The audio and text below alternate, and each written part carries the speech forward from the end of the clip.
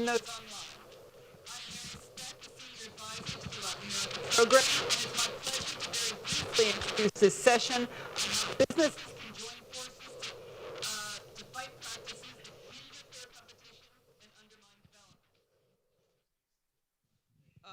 We are enormously pleased to co-host this panel with the Center for International Private Enterprise, an institution dedicated to strengthening the democratic institutions that enable business and entrepreneurship to flourish. Frank Brown, who directs CIPE's Anti-Corruption Center, will moderate this session. Brown has led programs to support civil society activists in countries as different as Sudan, Armenia, the Gambia, and Malaysia. Before joining CIPE, Frank had a distinguished career as a journalist, including more than a decade as bureau chief for Newsweek in Moscow. Before I start, I'd like to briefly say something about the U.S. Institute for Peace for those who may be unfamiliar with our mission. USIP is a nonpartisan, independent agency established by Congress in 1984 to prevent, mitigate, and reduce violent conflict. We've worked to facilitate peace processes in Colombia for nearly 2 decades and started working in Central America a few years ago to support local grassroots efforts to prevent criminal violence and social conflict. Corruption, as we know, drives and facilitates conflict by subverting justice, eroding trust, and diverting the resources away from essential services. And now I'll turn the session over to Frank Brown. Thank you. Here we go. It's great to see so many folks turned out on this afternoon, and it's a real privilege to play this role over the next hour and a half or so. I wanted to, first off, talk a little bit about what SIPE does in this space. So SIPE, as Mary pointed out, we're an NGO based here in Washington, D.C. I head up the anti-corruption unit, as Mary pointed out. And this sort of convening, this sort of conversation between folks who have a keen interest in the future of Guatemala and see things through an anti-corruption lens are absolutely essential as we move forward. And it's a real opportunity to speak to such a diverse panel, but even more importantly, to the folks in the audience.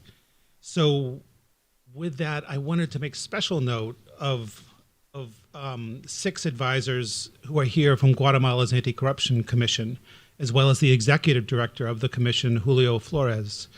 These are the men and women who are playing a vital role in advising the Guatemalan government as it forges an anti-corruption reform campaign. Their courage and public service are an inspiration to all of us in the global anti-corruption community. So thank you so much for being here. Thank you so much for, I'm hoping, playing an active role in the Q&A portion, because you're the people that make this all real. So thank you on many levels. Before we actually begin in earnest, I wanted to introduce my colleague, Martin Friedel, who heads up the Latin America and Caribbean unit at SIPE, and who has some fresh insights from Guatemala, having been there just last week. Martin? Yes, thank you, Frank, for that introduction, and it's a pleasure being here. Now we do it with the right microphone. Being here with our distinguished panelists, as well as with Commissioner and all you consejeros delegados.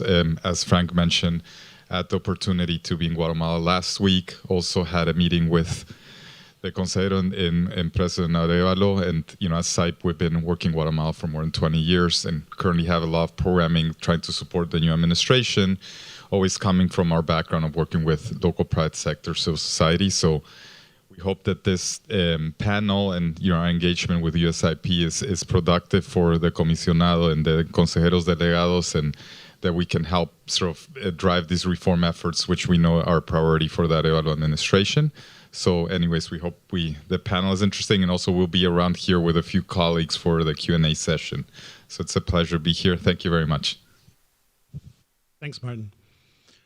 So I wanted to sort of frame this event a little bit and talk about why we're here. And first up, we're here to talk about the role that business can play in fighting corruption, and especially how business can be especially effective in fighting corruption when it acts collectively. And that's because business, for often very good reasons, is typically quite shy about addressing corruption as an individual business, because the risks are quite high, both to the business's reputation, and operations, and sometimes the actual lives of the business leaders. And that's true especially in highly corrupt environments where violence is part of the political culture. And I can think of a couple countries where we work in the former Soviet Union, in Africa, and in Southeast Asia where that's true, where that dynamic is true.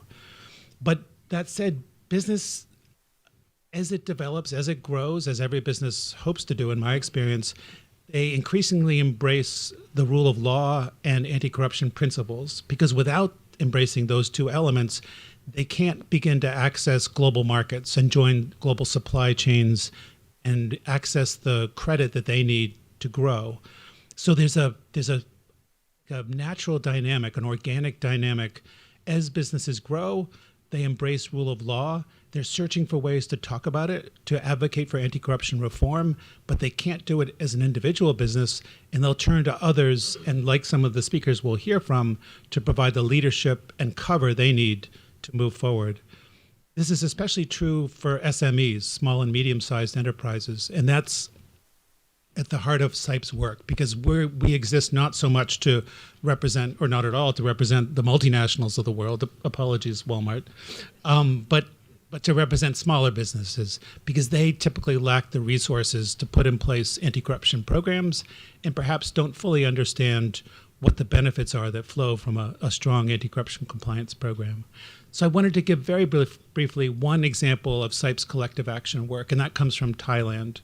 So Thailand, highly corrupt Southeast Asian country, lots of big Thai businesses, lots of multinationals operating there, a government that does not care too much about corruption, says all the right things, doesn't do much.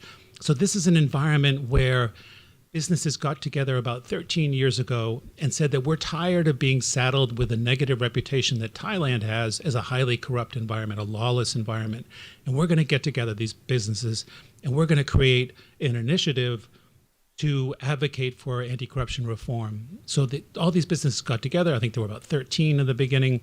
They make a verbal pledge in writing as well that we will uphold anti-corruption principles. So the pledge means pretty much nothing, right? It's just a pledge. But then in year 2 and 3, they actually subject themselves to third-party audits. So that means the company is saying, we're going to actually take these concrete steps. I think there's 73 of them. And we're going to invite a third-party auditor to come in and check whether we've done this or not, and then make the results public. That's when it got real. And now this initiative has grown to over 1,000 companies. And inadvertently, this initiative has substantial political power, because when it comes to issues pertaining to the business sector and anti-corruption, journalists and the government itself now turn to this collective action group for advice and guidance. So that's extraordinarily hard to achieve. We've only done it in Thailand on that scale. It's a remarkable achievement. I don't know if we'll ever do it again like that successfully and that big, but it sort of brings to life what's possible. So I wanted to dive in to the more interesting speakers on this at this table, our panelists. And what I'm going to do is introduce each panelist, ask them a question. They'll speak for 5 to 7 minutes. And then at the end, I'm hoping they'll sort of speak to each other. I'll help them do that.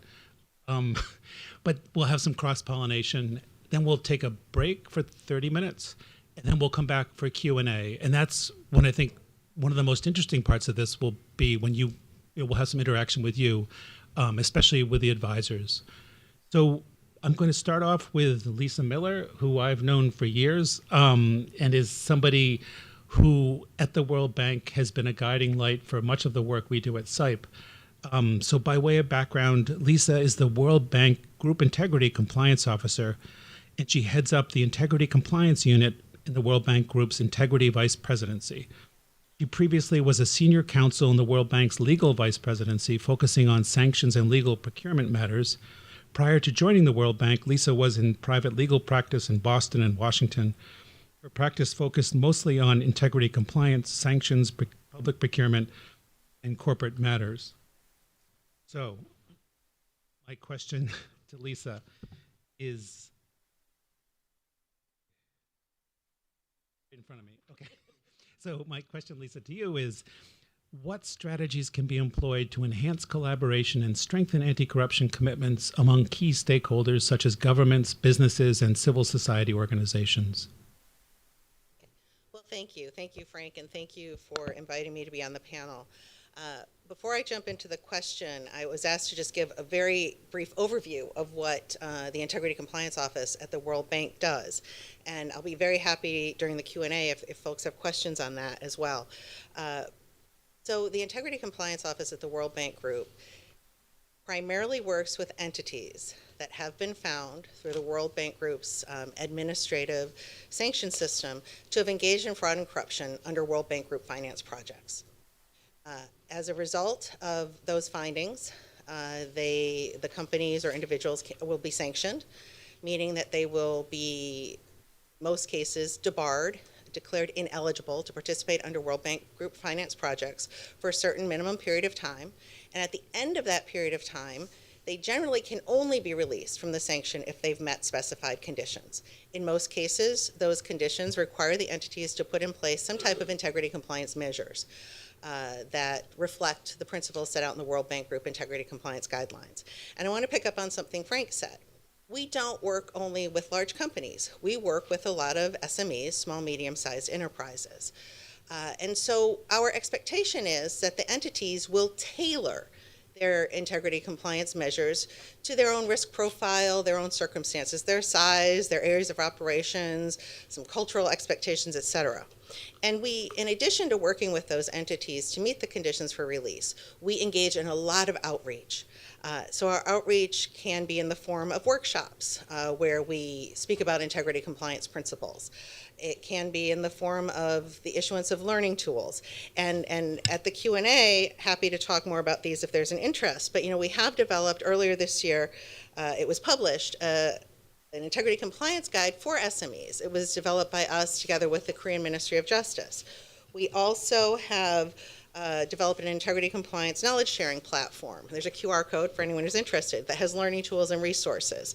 So I just wanted to get give you a feel for what we do before I jump into how what we do can be done on a more global scale. And by that, I mean the collective action in which we engage.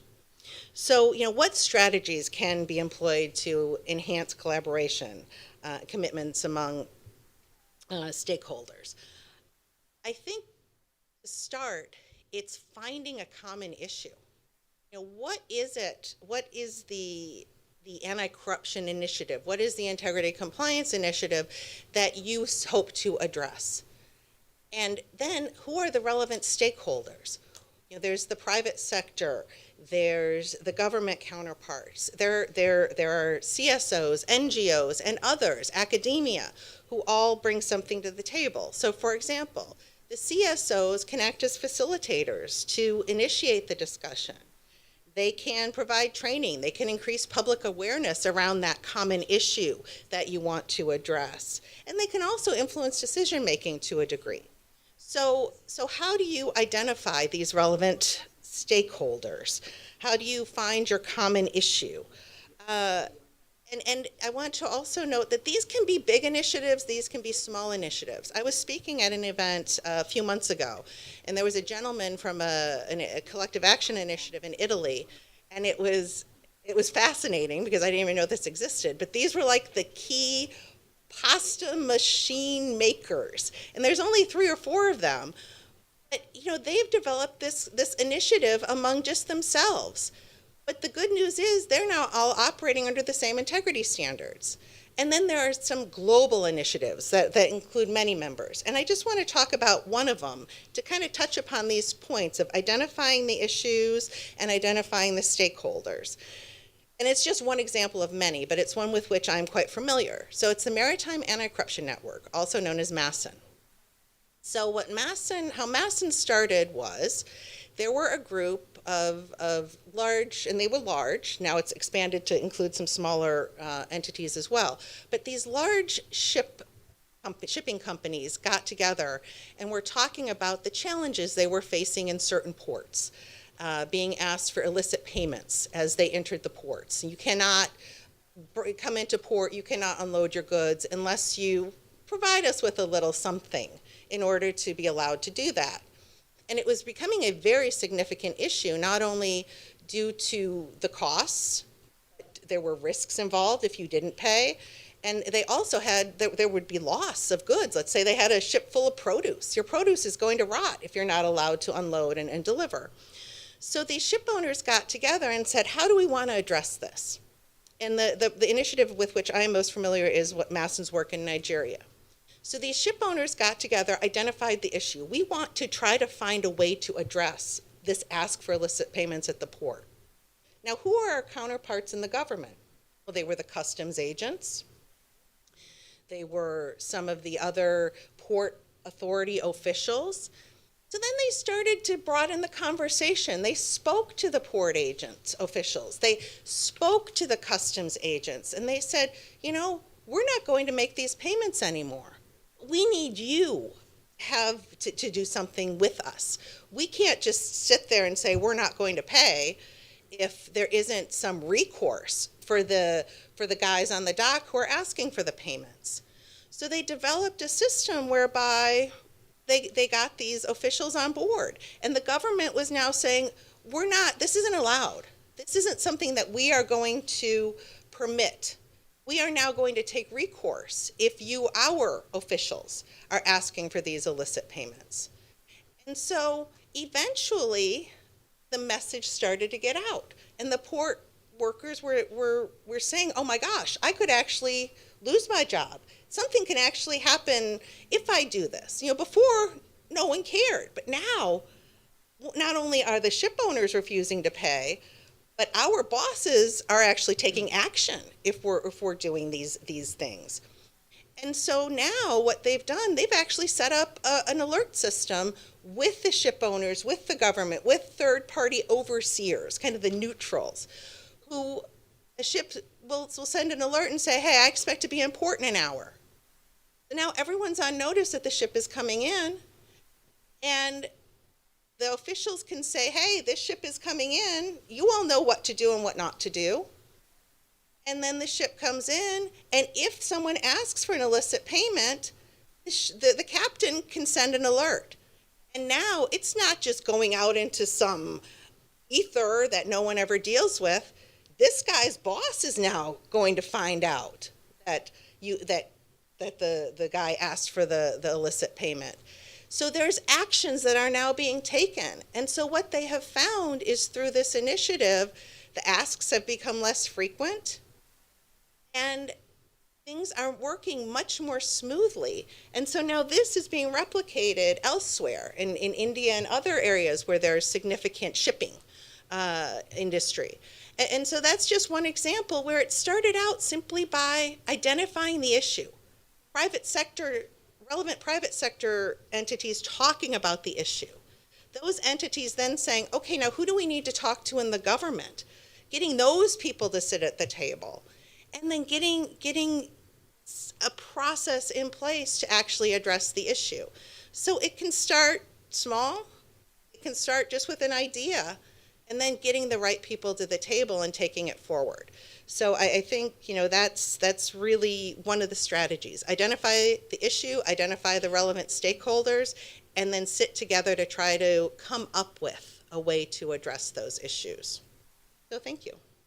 Thanks, Lisa. Yeah, and the work of the Maritime Anti-Corruption Network is one of my favorite anti-corruption sort of narratives involving an NGO. I remember the head of it talking about the cartons and cartons of Marlboro cigarettes that captains would have to keep with them as they tried to pass through the Suez Canal and hand out cigarettes to everybody who needed an okay passage. But that's a fantastic anecdote. I wanted now to turn to Welby Leaman, who's the Senior Director for Global Government Affairs at Walmart. That's his formal title. But informally, he's one of those rare people within Washington who has his day job at Walmart, which I'm sure he, does very well.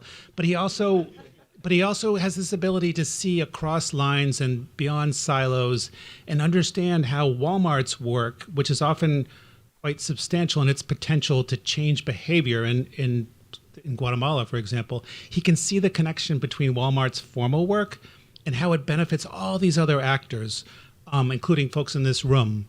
And so not only does he see that, but he talks about it. And so So it's a real privilege to have him on the panel. Just to give a little background on him, he was formerly, he had an impressive career in the private sector and government. He was the trade counsel to the U.S. House Ways and Means Committee, and he also managed passage of the U.S.-Colombia trade agreement, and he had stints at the U.S. National Security Council and the U.S. Treasury. So Welby, the question I'm going to ask you is, what sort of challenges and opportunities has Walmart had in its Guatemala experience? How have digital tools helped you respond to the challenges? And then finally, if you could walk us through a bit the program design phase that we'd been discussing earlier, and the ways in which your small suppliers and subnational actors have fed into a larger collective action effort. Outstanding question by somebody who, I mean, basically, when he says I think or see, it's through Frank. So I'm thankful for that. I hope that Frank and others don't mind that I invited one more panelist to join us. This is Kamala Harris. Let's see if it comes through here. I love Venn diagrams, so I just do. Whenever you're dealing with conflict, pull out a Venn diagram, right? And so, the 3 circles. And so I add. Okay, so I love Venn diagrams. Whenever you're dealing with conflict, make a Venn diagram. Now, that person has a 50-50 chance of being the president of the United States. So my thesis here is, if you want to do collective action, you better make the Venn diagram now, because you're going to need it. That's a Venn diagram. It's 3 circles with common cause in the middle. So I just want to use that as sort of architecture for some lessons about collective action from work that we do in exactly the way that Frank teed up there. And I'll do it with 3 Venn diagrams. Actually, I'm cheating with 2 of them. I'm going to make it 2 circles. Imagine 2 circles, and they partially overlap. And the one is Peoria, Illinois, and the other one is Huehuetenango, Guatemala. I heard Bernardo Arevalo speak in New York just recently, and he specifically mentioned caring about inclusive economic development in Huehuetenango. As it turns out, our own work in Guatemala, everything that we do, one of our tests is we ask, how would this play in Huehuetenango, Guatemala? Why? Because of that Venn diagram. Like if Kamala Harris loses the presidency, it will be in part because 10% of Huehuetenango gave up on Huehuetenango and Guatemala and left to go north in an 18-month period, 10%. And that's relevant to people who live in Peoria. Why do I mention Peoria? Because the average politician in the United States has been taught for many years that they should run past all of their political decisions, at least at the national level. How would this play in Peoria?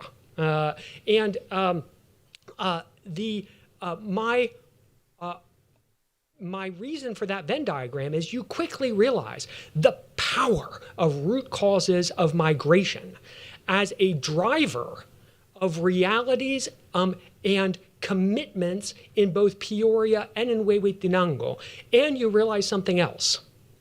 Do not be a top-to-top collective action person, because collective action is about being rooted in the lived experience in Huehuetenango, in Peoria, and everywhere else. So I know many people who are outstanding, lived experience, rooted, grassroots people in Latin America, but when they come to the United States, they're tops, right? Let's go meet with just the State Department and so forth.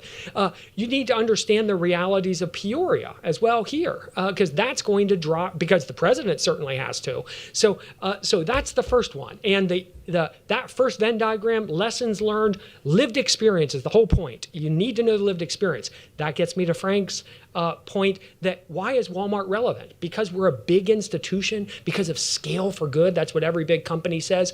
No. I didn't say yes and. No.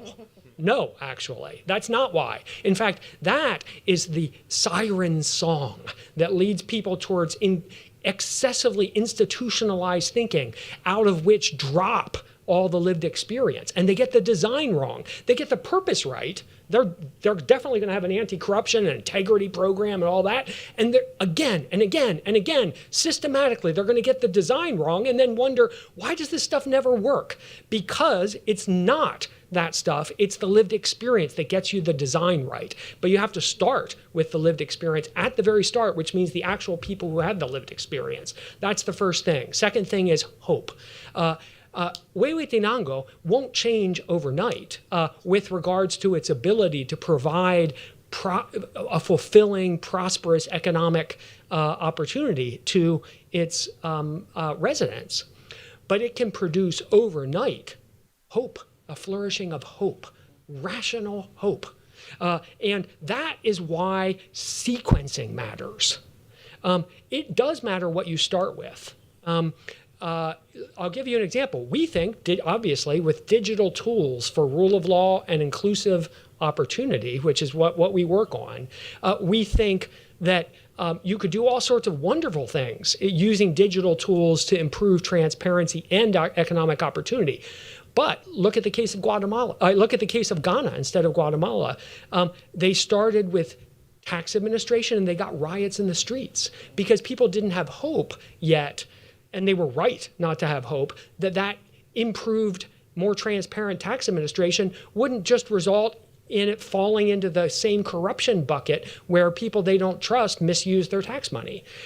So it's the wrong place to start. Do you have to get to it quickly? Yes, but you get to it after investing in something that more immediately people trust. We are reverse engineering a vicious cycle that's been going like this. That means the little things you do here had better be well designed and well chosen. And so let me get then to the other two Venn diagrams to prove that, what that means for us in Guatemala. The second one is two circles brought together, economic inclusion and rule of law. These are not two separate root causes. They're one and the same. If you do them in stovepipes, everything you do in rule of law will have a decent chance of inadvertently undermining, not neutral, undermining economic opportunity. If you don't believe it, let me quote somebody so important that I won't say who her name was, what her name was, but someone very important in anti-corruption in Guatemala gave, quote, unsolicited advice to Walmart and said, don't buy from any Guatemalan companies. They're corrupt. That supply chain will just get you into trouble. Now, what does that mean in Huehuetenango? Terrible idea. But she was working in her own little stovepipe, her own little rule of law stovepipe, and the problem with that, and I could say the other way too. Lots of businesses doing great things for economic opportunity, but they're undermining rule of law. Even the ones that aren't bad, like actively bad, corrupt, are undermining rule of law by not doing the design thinking together. So that the intersection of those two circles means something in particular. If you're standing at the river where that woman was, you need to go further upstream and further downstream from where she was and say, okay, I need to go downstream to the lived experience. Make sure that what I do right now, not 3 years from now, will Huehuetenangueños, is that right? Will say, yeah, I see it. And in like manner, upstream from there. So there are places in the broader cross-sectoral reality where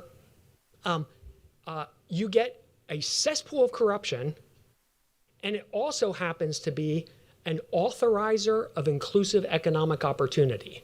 What would Bernardo Arevalo or anyone else in Guatemala at a senior level ask a company like Walmart to do? Two things: put investment where it's not, to produce jobs for those who don't have them, and integrate my people, especially my small guys, into your supply chain. What was the first thing that happened when Guatemala and the U.S. government ramped up tons of enforcement in Guatemala? Lots of small folks who were still making the transition into the formal sector got audited and so forth, and then the large companies that they were a part that in whose supply chain they operated were held responsible for it. Reasonable Coase theorem application. I mean, who has time to bring 100,000 suits or cases if you could bring one or two? Great, makes perfect sense. What was the CFO response in every company? Get rid of all of those suppliers. Get rid of them. Get them out now. They're dangerous. They're risky. I don't want them. Doesn't play in Huehuetenango. Doesn't work. It's you're robbing from one to pay for the other. It doesn't go anywhere. Why do we not make progress? That's the structure that causes us not to make progress. So as a result, we moved upstream and we said, look, digital licensing and permitting, for example, licensing and permitting is a cesspool of corruption everywhere here in the U.S. And simultaneously, it's the official authorizer of almost all economic activity. It's very hard to do anything. You can't build an addition on your house here without getting a license or a permit. Essentially everything needs a license and a permit. So there's a space where if you do it and you improve both the transparency and the effectiveness of that system, what happens? A lot of entry-level construction workers get hired the very next day to do groundbreaking. It's immediate job creation. By the way, you can improve the tax system and companies will factor it in, and 3 years later, they'll increase their investment plan based upon it. Not so licensing and permitting. That's stuff that already went through 3 years of planning and they're just waiting for their permits. So that's the second one. Now the third one, which I have to do extremely briefly, is if you look at something like that, at licensing and permitting, then you have to do something that's terrifying. You have to accept that we're probably wrong in a group like this when we get the sense that, wow, there's a real critical mass for anti-corruption. There's not. We're going to have to design something that will work in part because it recruits untrustworthy people to the cause. In other words, all Venn diagrams have a lot of white. That's non-aligned. In other words, these are people who they're doing what we want in this part, but out here, these are not, there's a lot of non-alignment. We don't agree about a lot of things. I'll tell you one thing we can't agree about if we want to make progress on anti-corruption. We can't agree on why we're doing a project. You can't get a critical mass of people who say, well, I'm going to do this with you, and the why, we're all the same. I'm doing it because I believe in anti-corruption. No, we need the people who are like, I don't really love anti-corruption. I consider it bitter medicine. But you know what? I'm willing to do it because during COVID, all of my licenses and permits got paralyzed. So the old way I used to do, go down to the country club and lose a game of poker, and the next thing I know, I have my permit, there are no poker games. There's no country club. What do I do now? I need some resilience. I need some predictability. And if you're telling me that a digital system will give me my permits more predictably, you know what? I hate the transparency part of it, but okay, let's do it. So that Venn diagram, I think post-COVID, we're in a golden moment right now. While people still have post-traumatic stress disorder from COVID, let's go all in on digital tools that are at the intersection of resilience from digital with inclusion, with an eye on Huehuetenango, and transparency. But that means we need all three champions in the room at the same time. Champions for those three things. Resilience. Sometimes we can call it such a dirty word as just doing business efficiencies, right? Together with transparency and inclusion. Sorry. Welby, that was great and a lot to unpack. And I could see our next speaker vigorously agreeing with many of your points and laughing at some of them, probably in a good way. So our next speaker, thank you so much, Tanya Khavanska, for staying up late there in Paris, where it's after 8:30 p.m. A little background on Tanya. So she is with the Organization for Economic Cooperation and Development, or the OECD, and she's the head of the Business Integrity Program of the Anti-Corruption Network for Eastern Europe and Central Asia. And that's a part of the world that I used to work in and cover for USIP. And I had the privilege to do. I'll be there next March as well, but every March going to Paris to take part in Tanya's Anti-Corruption Network discussions, where there's a fascinating cross-pollination between government of folks working in the anti-corruption space, business people, CSOs. It's all private, closed doors, a lot of sharing of information, inspiration. And so you have in that space countries like Kazakhstan, which are making remarkable strides forward after Russia's invasion of Ukraine and their need to reconsider their alliances. And then other countries in the region, perhaps they're 20 years behind, but you can see them sort of feeding off each other. Tanya oversees that effort. By way of background, prior to the OECD, Tanya worked at the ABA and CELI Ukraine program as the deputy country director. And Tanya, my question for you is, how can companies and economic sectors design effective incentives that deter corrupt practices while promoting ethical behavior within their organizations? And I'd love to hear about what sorts of incentives you think are especially useful. And then how do we, on a sectoral basis, focus on the incentives rather than the disincentives, which I think touches a bit on what Welby was talking about as well.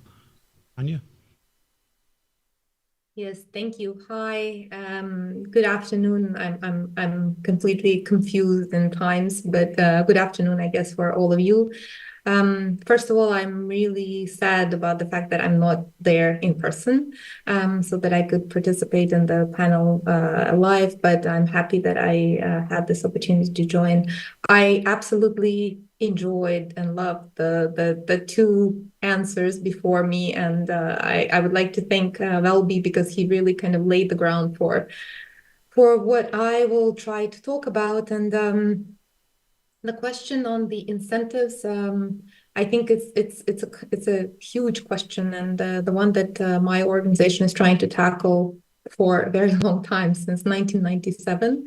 And if I could answer that in 5 to 7 minutes, I would be gold, but I will try to at least start the conversation about it, so that we could all start thinking about it and see what could be done effectively and efficiently.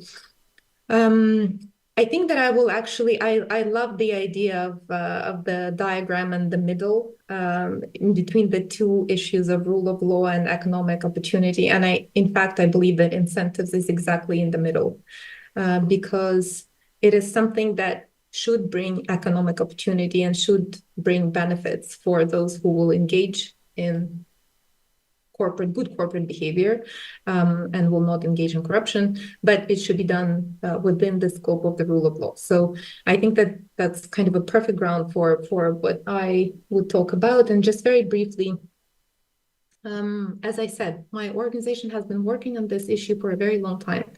And in fact, there are two ways how we work on that. And the first one is very obvious and basic, is that my organization, the OECD, is a standard setter on the issues of business integrity. So we have something that probably all of you are familiar with, but if you're not, I'm also happy to pass on the references to all of our legal instruments through our partners in SIPE. But we have something that is called the OECD Convention on Combating Bribery Foreign Public Officials in Business Transactions, which is kind of the key instrument under which we are operating. And that is supported by a number of other instruments, and in particular, the most recently updated one, something that we call the Anti-Bribery Recommendation, which sets standards for good compliance programs, but also sets standards and requirements on what the countries should be doing in order to help or incentivize or disincentivize the business community to do the right thing.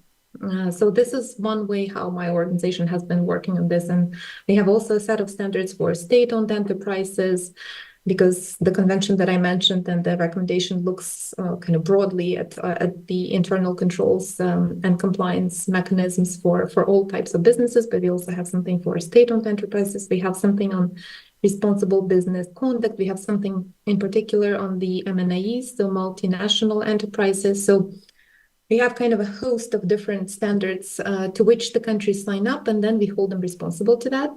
And then the second way how we work on this issue is that we do a lot of conversations, consultations, analysis of what that means in practice, and what in practice, what kind of incentives could be working, what could be driving the corporations and businesses, large and small, to do the right thing, or to basically to not break laws and not to engage in corrupt practices. And this work is still in progress. I think we still don't have all the answers. We are just kind of figuring out what has been working. And of course, as Welby was saying, in fact, what we see still is that the biggest driver of good corporate behavior is sanctioning. So basically the disincentives. Because this is something that works both for the on the company level and the sectoral level, on the level of the national level, the countries, regions, and so on. So basically, the sanctions is still the main incentive or disincentive that is in play. But I think that today I want to talk about something that is more complicated, which is basically the positive incentives and what those are, what makes them work, and how they could be designed. And I think that since the question is kind of asking, since you, Frank, asked what the companies can do and what the sectors can do, I think that these are, in a way, different actions, but in fact, they are quite similar. And I think that I will start with kind of the basics, and they are very obvious, but in fact, they kind of always need to be spelled out. So, how to design the effective incentive? I mean, the number one, and I think, again, as I said, is super obvious, is that they should be real. So they should actually bring the benefit to those who will be involved in, or who would be incentivized. So if we are talking about on the company level, then these things could be anything from we are seeing in some of our countries practices where the companies are introducing rewards for example, blowing the whistle on particular type of corrupt practices. We are seeing something at the top level, for example, setting KPIs for the management of the companies, and in those KPIs, including the functioning anti-corruption mechanisms and the company not being involved in corrupt practices. And so basically that will bring the benefit to the person to either report or to ensure that the company is engaging or developing a good anti-corruption mechanism within. On the level of the sectors, there are a lot of different initiatives. And again, I think that this is something that has been just developing. And I very much liked what Lisa was talking about. And I love the description and what is behind the maritime collective action, because it has to be something very real. So basically, it has to be some sort of benefit. So for example, it could be something as simple as giving a tax break to companies that have good compliance programs. Or, for example, when the tax administration, IRS, or any other administration which is responsible for tax inspections, looks into and designs the plan to do the inspections, they would have a green list of companies that would not be going through these inspections, but they would be going through these inspections only, let's say, once every 3 years, and not randomly as others could be picked. For some countries and some sectors, for instance, we are seeing a lot of corruption in customs, and this is kind of a little bit towards what Lisa was talking about. In some countries, our governments have tried to incentivize through, for instance, creating green corridors for companies that have good compliance programs, that have functioning, effective internal controls mechanisms. And that is kind of the benefit that should be there. So number one, the incentive should be real and should bring the benefit. Number two is, of course, it should be very clear. So what I mean by this is that the rules should be clear. It should be clear what kind of behavior would be incentivized and in what way. And for this, again, at the company level, we are talking about creating clear rules and anti-corruption policies, which clearly state that, I don't know, giving a bribe to a public official would result in a particular sanctioning of this person. At the same time, it's very important that these incentives are known. So that's a number 3. So basically, it should be clear to all the potential actors or beneficiaries, let's say, that there are such incentives. And that, again, works both on the company level and it works on the level of the sector. So on the company level, again, all of the anti-corruption policies, rules should be communicated to all of the employees. They should be aware that these are the rules. There should be a tone from the top, so the management should communicate that there is no tolerance of corruption and what could be the results of breaking these rules. The same on the sectoral level, and this is very important, and I think that this brings us again back to a little bit of what my other colleagues were talking about. And what I mean is that there should be a clear knowledge, information sharing, kind of public awareness, or the state institutions that are responsible for either anti-corruption or particular economic regulations, licenses, or whatever, they should make it known to all the economic actors that if they introduce good internal controls programs, they will receive benefit A, B, C. So this should be publicly known. And then there should be kind of clear guidelines on what exactly is expected of the companies in terms of good compliance programs. And this brings me to something that we were talking about, or my colleagues were talking about, and that's the certification. So who decides, and how do you decide what is a good internal controls or anti-corruption compliance mechanism within the company? And here, there is a very strong role, and we're seeing it evolving in many of our countries, and that's the role of the collective actions, because very often it's either the government that takes upon itself to decide to kind of evaluate, like it is done in parts in the US, like it is done in the UK, where the government decides that this constitutes a good or effective functioning internal controls program within the company. But very often countries are also opting for something that they kind of source it out to the private sector or to the collective actions. And so collective actions could play a role and are well positioned to play a role to do this type of certification to figure out that this company does have a good internal controls mechanism.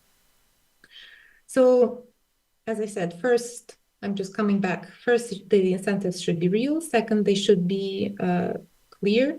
Third, they should be known. And then the most important part is that they should work in practice.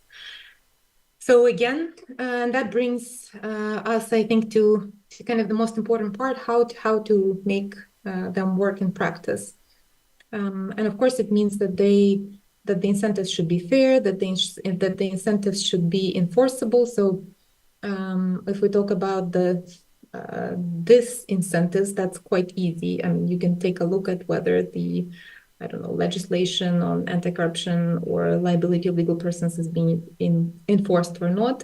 With the incentives, it is more difficult to prove that they are being implemented. And I think that it's very important to have the track record that, for instance, these companies that had good compliance mechanisms did receive the incentives. So again, this is a very good role for the collective actions to take upon themselves to kind of publicize this, to play a watchdog role, if you wish, to ensure that the incentives are fairly and properly awarded to the companies, to the proper companies.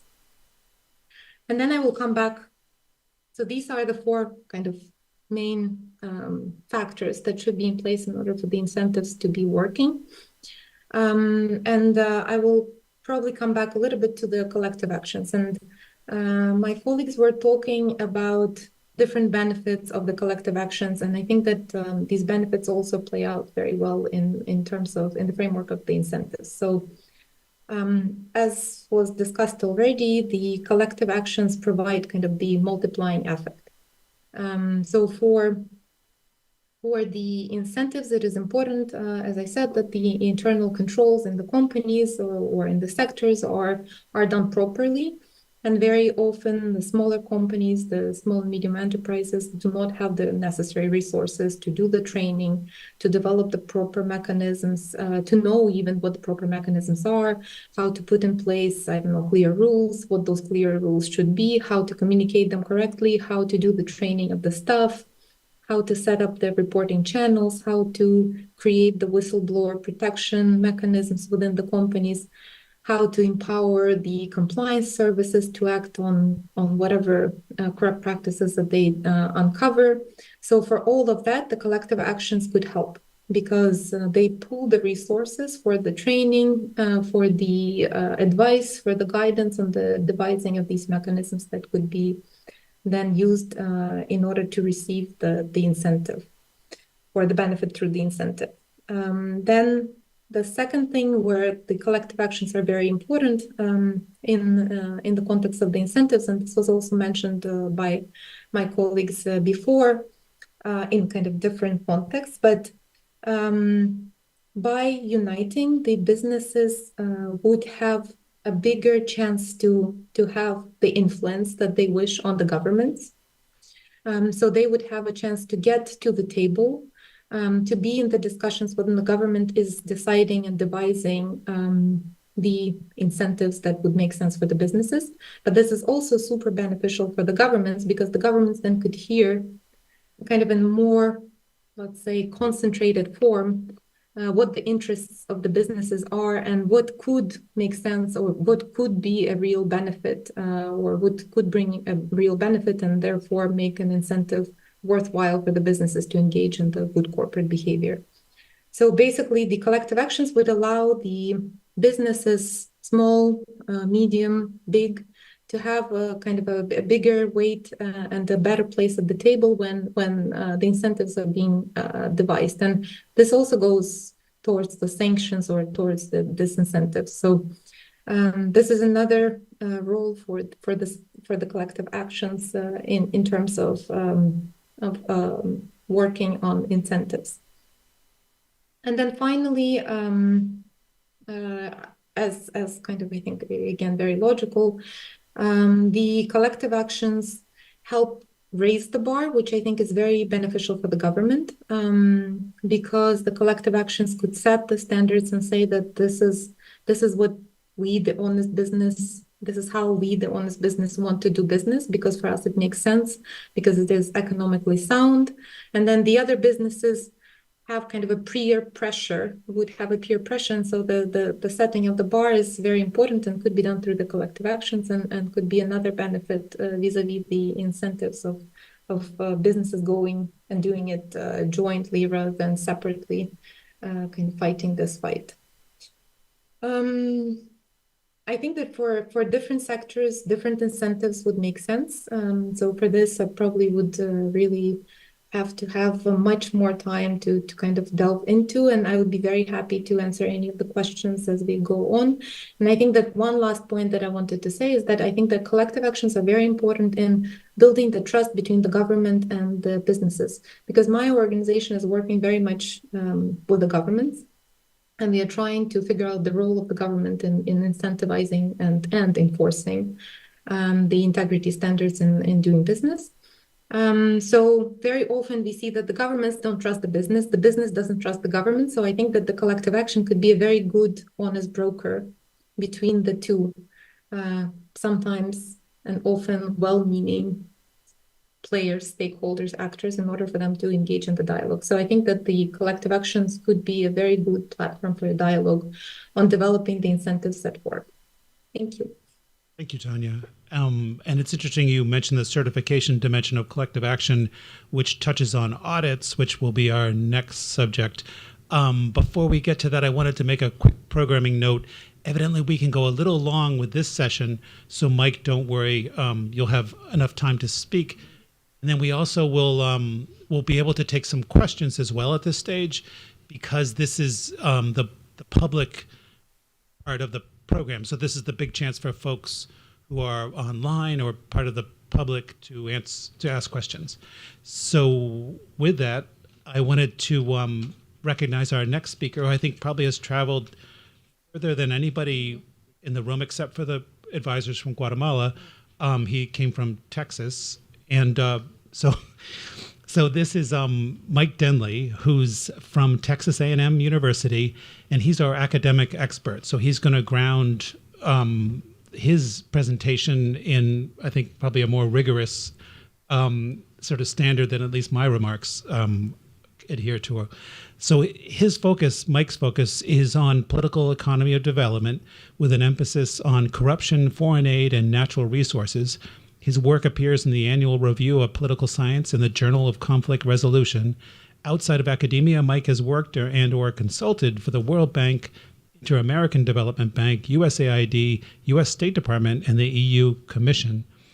And Mike, my question to you, driven in part by the fact that you wrote your dissertation on audits and connections to political bias. So my question to you is, given your expertise on Guatemalan audits and the political economy of international development, what are the best approaches for raising public awareness about corruption and developing targeted messages that resonate? All right. Well, thanks a lot, Frank, and thanks, Sophia, also for the invitation, and really honored to be here with such an esteemed panel. So I'm not going to delve right into the academic things right away because I think I would lose everybody. So I'm going to tell a story about how I got into these academic things, and then hopefully I can capture your attention the whole time. So yeah, why am I here to speak about audits and corruption in Guatemala? So I actually came to study audits and corruption in Guatemala by chance. So for my PhD dissertation, which was in part inspired by the Nobel Prize the other day to Acemoglu, Johnson, and Robinson about politics and political institutions, I particularly wanted to know which combination of political institutions and economic circumstances would help really reduce corruption, right? But in order to do that rigorously, we need data. So yeah, for a long time, academics have been using Transparency International's control or their perceptions index or the World Bank's control of corruptions index. But for a long time, we academics have really known that these data are not really great for capturing actual corruption. They're capturing perceptions of corruption, which is shown to be different. So I wanted to really get some sort of objective measure of corruption, and I was working in the World Bank's anti-corruption unit, and actually I'd run into Lisa a few times back in the day. There was previous academic work on audits and corruption in Brazil, but everybody just kept on writing about Brazil. And I thought, well, let's look somewhere else. So I looked with help from a lot of research assistants. We looked all over the world trying to find countries that would actually release their audit data. And lo and behold, actually, Guatemala released their audit data. But the reason why academics have been so obsessed with writing about audits and corruption in Brazil is that Brazil has lotteries to figure out which municipalities would get selected for audits each time. And the idea is that the lotteries about which municipalities would get selected for audit would get rid of these sort of selection problems that might cause biases in our data analyses. So yeah, I had found these audit data from Guatemala. But yeah, nobody believed me that the audit data weren't biased. So I went in and used all the tools from my PhD. I ran all sorts of regular regressions, logistic regressions, but that wasn't enough because nowadays, particularly with some of the more recent Nobel Prizes, there's really a standard for not just looking at correlations, but being able to figure out causality. So I actually looked in this light using a method called a regression discontinuity design, which would give what's called a natural experiment. And there I was looking at when was the mayor having the same party as the president, and when did they get elected in close elections as opposed to the elections where you knew who was going to win ahead of time. And so I did all of this work. And yeah, because nobody believed me at the start that, hey, the audit data in Guatemala weren't biased, I ended up writing a whole nother paper and then my dissertation on measuring corruption using audits. And my substantive topic was just like one of the chapters as well. But yeah, in the process of doing all this quantitative work and figuring out that, hey, the municipal audits in Guatemala weren't biased, and even though only around 88% of the municipalities were getting audited every year, we could use these data. I was also doing some qualitative analysis to figure out, well, how does audit independence actually work? And then in the meantime, the World Bank came out with this Supreme Audit Agency Independence Index. So they kind of stole my thunder a little bit, but it actually wasn't too big of a problem. They actually ended up saving me time. But I think actually the findings of this index are quite interesting, because Guatemala scored, and that's the Contraloría General de Cuentas, the Comptroller General, they actually scored 8.5 out of 10 on the World Bank's index, which if you look at all the potential places and scores, is 4th out of 16, which is a really good score, and you wouldn't maybe expect that from Guatemala. So yeah, we actually have some really good audit data in Guatemala. But what are these audit data actually good for? So as part of my PhD dissertation, I reviewed thousands and thousands of audits, including some line by line. Sophia actually helped me back in the day with this. Yeah, what is actually in these audits? Well, it's money missing from the petty cash drawer. It's bureaucrats using municipal vehicles for personal purposes, missing receipts for small stuff, procurement procedures not followed for small works. In short, this is basically small stuff. So in the morning, we were talking about grand corruption and some of the bigger things. And right now, the reality is in Guatemala is that the Commission Against Impunity in Guatemala, this UN-backed agency, CICIG, as it's known by its Spanish acronym, is no longer here. Guatemala also doesn't have a World Bank Integrity Vice Presidency like Lisa's team, with tons of lawyers who have not just one law degree, but sometimes two, and who have been doing this for many, many years to be able to help with some of these investigations. It's really, really hard. So I think audits can actually be really useful in this context, because they're capturing little stuff that's not going to make big actors really upset. And often in these cases where you have grand corruption and you have big actors who are upset, they get involved in the process, sometimes things end. So what I'm proposing here is that the audit information from Guatemala actually be disseminated to the right actors. So there's some work from Bhuma Mukherjee at Penn State that looked at giving anti-corruption work to business associations and showed that it actually fostered collective action. We have, I guess Alicia was here, but yeah, we have representatives from civil society, and giving them actually the audit data and saying, hey, here's the report. What do you actually want to take into account? There was also Sherry here yesterday from the Accountability Project. You could also shine a light on the very good actors as opposed to just sort of the naming and shaming. You can highlight the work that's being done really well. And I also want to draw a couple of lessons from Mexico and Brazil that might be relevant for Guatemala as well. So Mexico actually releases their audits every year on a specific timetable. And they do this because each year when audits are released, well, they have a media and a press event about it. And this way you can actually get people to care about the audits, that, hey, this is the audit day, this is when we think about it, versus right now the audit reports in Guatemala are being released as the reports come out. So one thing I'd propose then is that Guatemala follow Mexico's lead there and have the audits released on a specific time frame on specific days. And actually, if you look at the Google Trends online, you can see that like when Mexico releases their audits, like the word like auditoría like spikes in the Google Trends. So it's actually generating that collective action from the bottom up. And then in addition, in Brazil, there's been some work that's looked at audits and corruption. And what they found is that when the audits are released close to the election and the results are disseminated over the radio, well, the corrupt mayors don't actually get reelected. So yeah, we can try to use some of the media to get involved with these issues as well. But yeah, this is just some preliminary thoughts. But yeah, use these audit data. The Guatemalan audit data are actually good.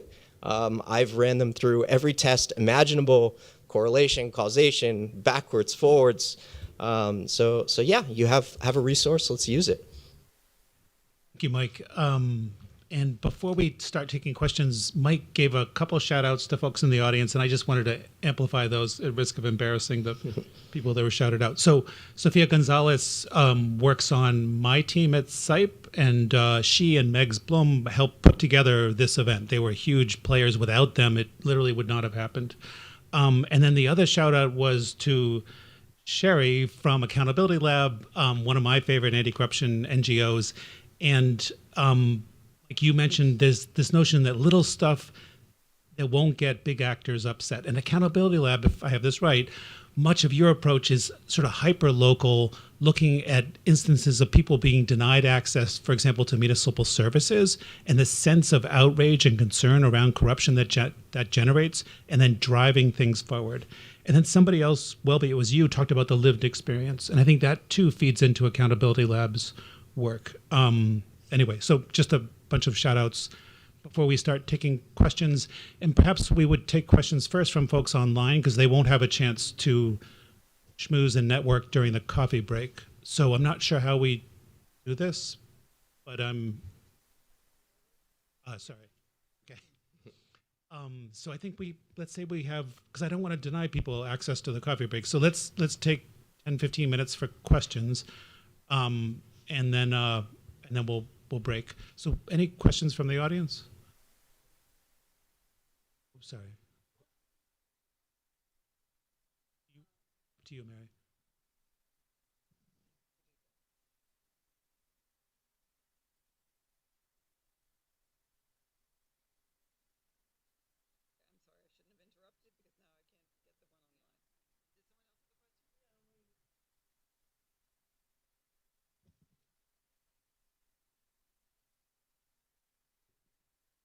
Hi, everyone.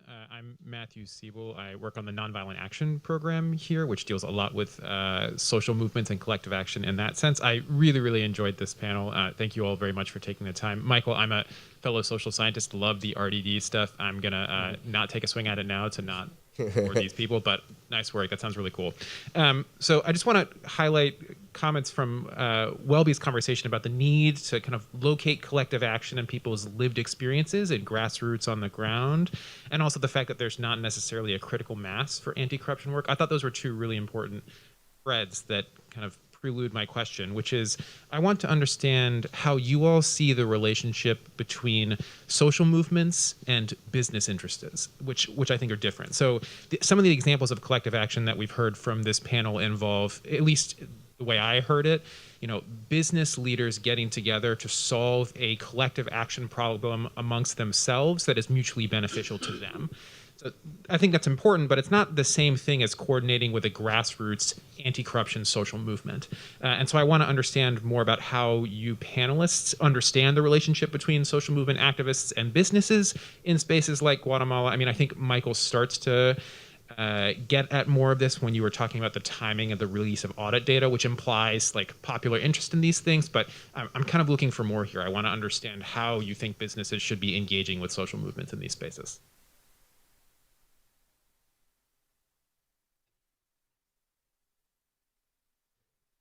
I'm feeling the tension of the guilt that I have for having talked too much in the first time, and but I've been convinced to say a little bit on this. It's such a wonderful question, and maybe I'll start by talking. We've talked about digital reforms for improved public governance and improved private compliance in our digital tools for rule of law and inclusive recovery. But part of the commitment as well is to use digital tools to support and facilitate the social movement side and the lived experience. So, I mean, why is lived experience under-indexed in what happens, and why are social movements so hard to get an adequate governance level response to, even when they're so powerful in the street? It's in part transaction costs. It's very hard to do. It's very expensive in some sense historically to do massive, complex coordination among many different people at a grassroots level. But that's like the theme of digital transformation. And so digital tools must go directly to that.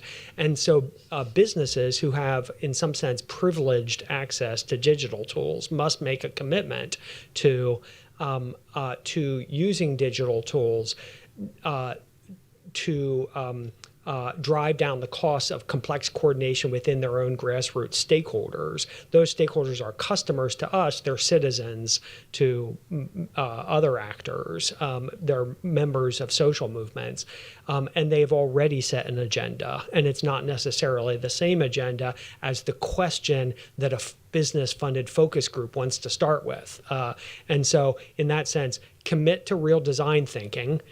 In other words, don't ask the question, ask what questions should be asked, and recognize there's diversity whenever you move to the grassroots instead of taking high institutional change, and therefore businesses must increasingly be conveners of diversified action, which means sometimes an organization needs to take its own decision based upon input from the grassroots, but in order to rebuild trust at a meta level, you also need to get in the habit of facilitating a diverse set of actions. So Walmart may say, well, actually, I'll give a specific example. In our people-powered policymaking digital platform, we just recently did a sort of sprint of 2 weeks and another sprint of 2 weeks, another sprint of 2 weeks of convened digitally enabled synchronous and asynchronous conversations with 1,300 MSME suppliers and would-be suppliers, people who haven't made it into the supply chain yet, in Mexico. Doing all the things I said thus far right. Like we just came in and said, what are the things that are concerning you? What are the things you want action on, and so forth. Licensing and permitting came up and so forth. We said, we're not trying to hide behind one-way glass. We're like, oh, well, that's something we're actively interested in and could probably help on. Let's talk through that. By the way, every session always ends with a thank you for giving us voice. So the message, the medium is the message here. In part, partially what people want in the grassroots is agency, is respect. And so for that reason, just doing it is its own value. And I think so much so that one of the reasons companies should I'm not planning on building our own social movement in favor of this sort of convening of business stakeholders on my faith in the goodness of the average business leader. It's because if they don't do it, they're going to be behind the curve. You better do it now because you can, and everybody knows you always should have, and you had a good excuse for not doing so, which was the Coase theorem, and that's being partly revoked by digital tools. So get with it. So that's what we're doing. As we do it, we certainly discover that we're participating in social. I mean, our customers have been out there in the streets working on things. They're already way ahead. We don't have to say, oh, thank you so much for that input. We who have been assigned the role of deciding and doing things, we can be like, oh, wow, okay, run, go, that sort of thing. So I do think there are a lot of things to say on the downside, like where all the pitfalls are, but I already just talked more than I meant to. So. Thanks, Welby.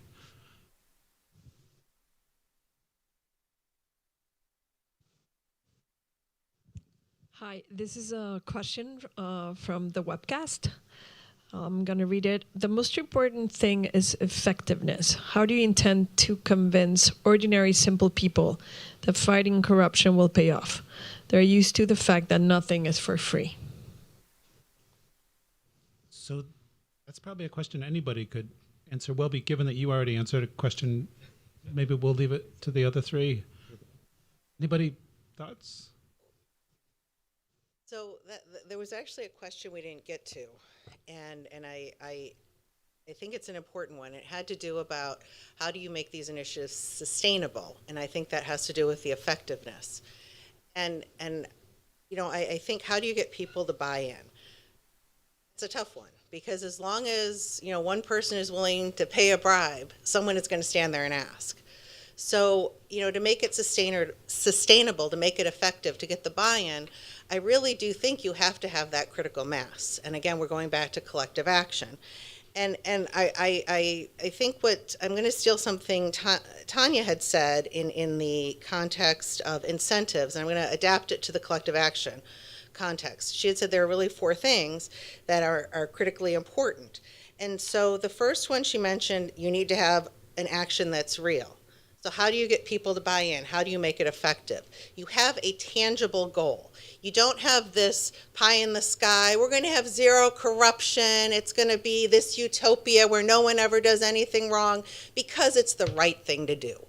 I don't think that's sustainable, because the reality is, and off the record, you're never going to have 0% corruption, because the world is not a utopia. People are going to do things that they shouldn't.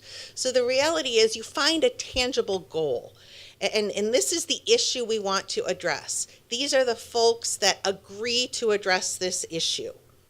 And then you have to have, Tanya's second point, you have to have a clear goal. This is what we want to address, and this is our goal. Our goal is, again, Masson, to reduce the asks for bribes as we bring our ships into this port. So you have a clear goal. Then you have to make it known. And that goes to the question, I think, about how do you make it enforceable. People know that this is the goal. People know that these are the expectations, and this is what we are going to work toward. And then the fourth item that Tanya mentioned has to work in practice. So your goal has to be something that's fair. I think it's fair to say we're not going to pay bribes when we want to come into your port. You have to have something that's enforceable, and that goes to, it can be incentives or it can be disincentives. There will be consequences if this is not followed, and you have to have a track record.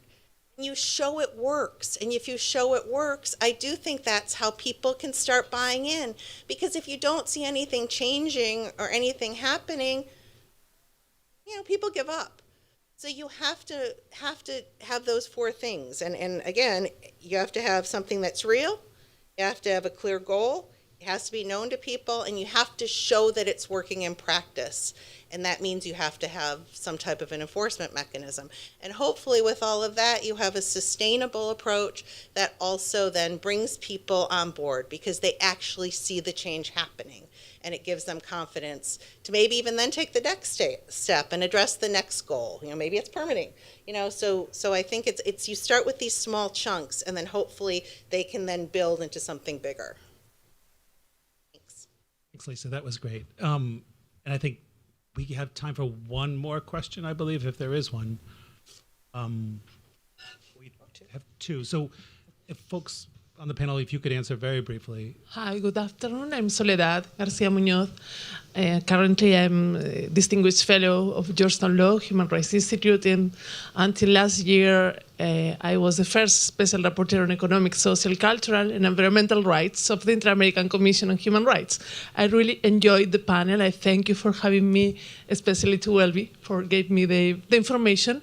And I would like to introduce an additional aspect that are precisely human rights and the protection of environment as a special obligation and responsibility both of governments and states and business sectors. And one of my dreams, and when I was the special rapporteur, I had the privilege to develop the first regional report on this matter, a hemispheric report, is how we can to connect more and better both worlds, the world of economy and the world of human rights, human dignity, environmental protection. And I think this is especially important for Guatemala. And Guatemala is a country that I am really fan of, and I really would love to see Guatemala as a model in this connection of approaches. Thank you. So, not to put you on the spot, Tanya, but you spoke a bit about the suite of standards that the OECD puts out that cover labor, environment, human rights in this realm. Would you be comfortable answering this question?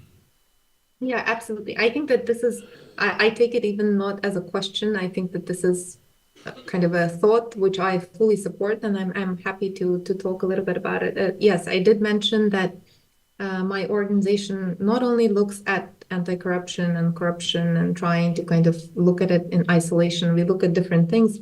And we have something that is called responsible business conduct part of my organization. So we specifically look at the things that you exactly mentioned right now, that it all has to be coming. We talk about the integrated approach. So anti-corruption is just one element of something that should be in place, and that is the environmental, social, and governance standards that each corporation has to meet, or each business has to meet, because in the growing world where the kind of the borders are becoming more porous and more theoretical, and the governments are responsible for just one territory, the corporations are really gaining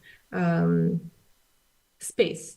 And because they are responsible, or they are gaining space, and they are running the world in many ways, they also, the responsibility comes with this. And I think that this is something that we as an international organization expect of the corporations, not only of the governments, that there should be these kind of things going in concert. So it should be not just the anti-corruption, but the human rights, but the environment, and other types of governance and social responsibilities.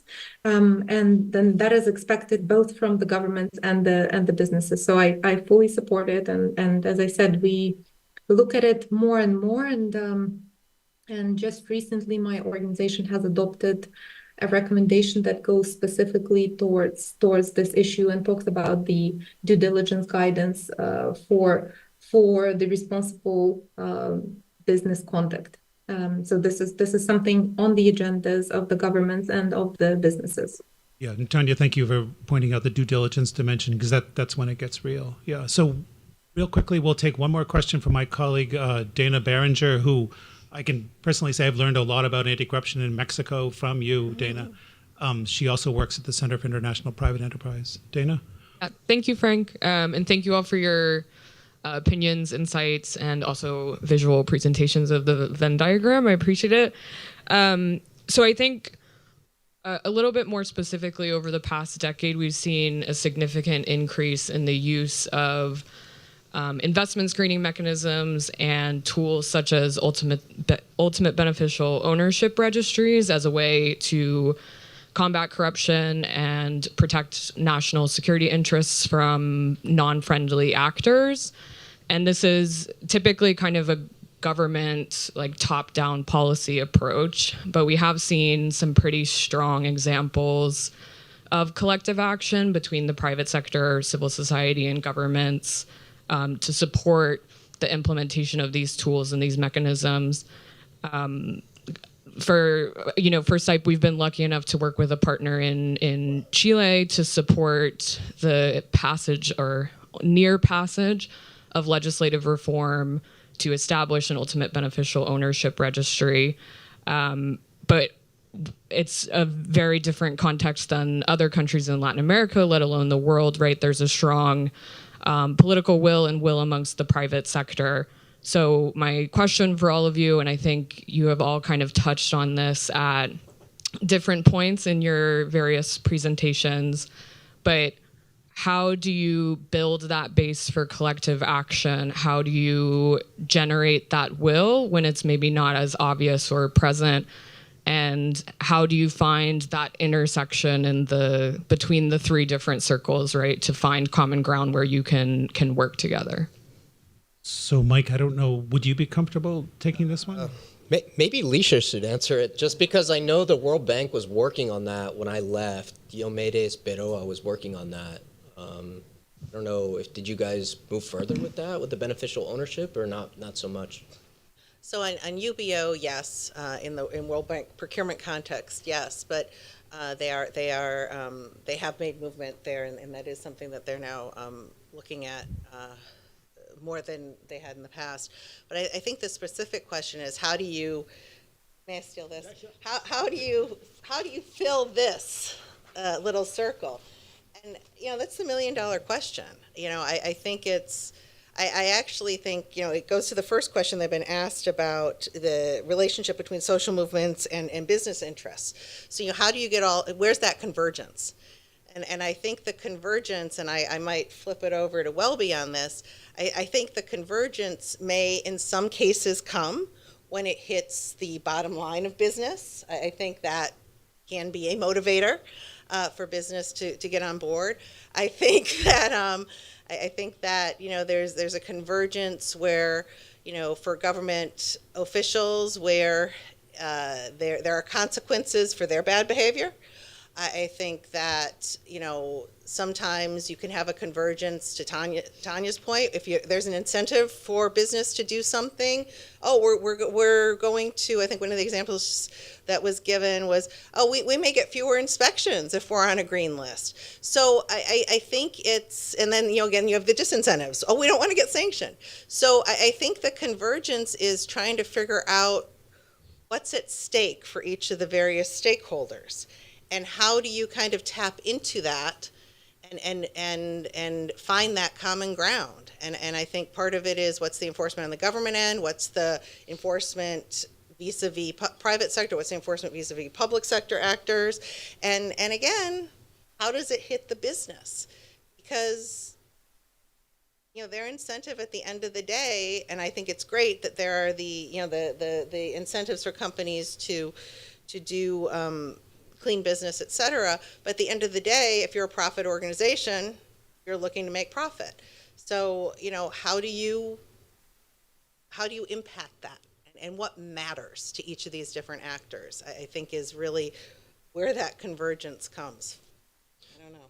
I can also add from the government angle, a lot of these things can be covered in asset declarations. So bureaucrats have to make asset declarations in many countries around the world. And one of the things that they can list on there is whether they own a business, right? Just in case there was some sort of conflict of interest, if there's procurement. So yeah, I mean, if I don't know exactly how asset declarations work in Guatemala, but that could be something to list there. Of course, enforcement is another issue, but just to sort of get that on the list could start. I'll only say that Gary Kalman has a great story on this, in which he was like, well, wouldn't the banks be in favor of this? Gives them some protections. And so he went to the American Banking Association, and they were like, well, nobody ever asked us to support this in the past. Sure. And so all of a sudden he had the banks. And of course, who do the banks have? A huge client base of businesses that are desperate to have a good relationship with banks so they can get finance. So I like that. It shows.